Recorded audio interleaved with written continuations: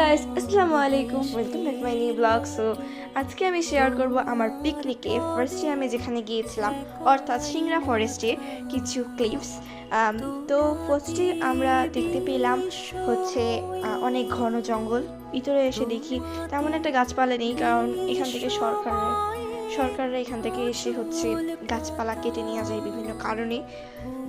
তো তারপরে ফাঁকা ফাঁকাই দেখতেছিলাম, বাট সামনে একটা সেতু ছিল, মানে একটা ব্রিজের মতো ছিল। ওই ব্রিজটা একটু ভাঙা থাকার কারণে অনেক ভিতর ভিতর দিয়ে দিয়ে তারপরে আমাদেরকে যেতে লাগছিল।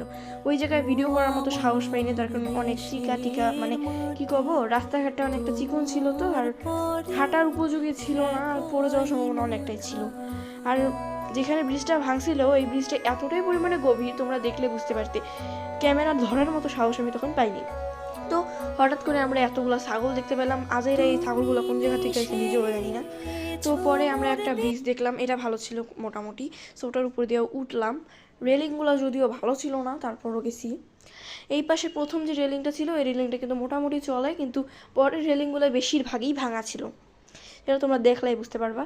নিচে যে পানিগুলো দেখছিল না, পানিগুলোর অর্ধেকটা নোংরা ছিল আর অর্ধেকটা পরিষ্কার ছিল। যেই পানিটা পরিষ্কার ছিল সেই পানিটার ভিতর দিয়ে কী যাইতেছে না যাইতেছে সবাই দেখা দিচ্ছিল। ওই পাশে কিনার দিয়ে পার্পল কালার অনেকগুলো ফুল দেখলাম, ফুলগুলো দেখতে অনেকটা সুন্দর ছিল।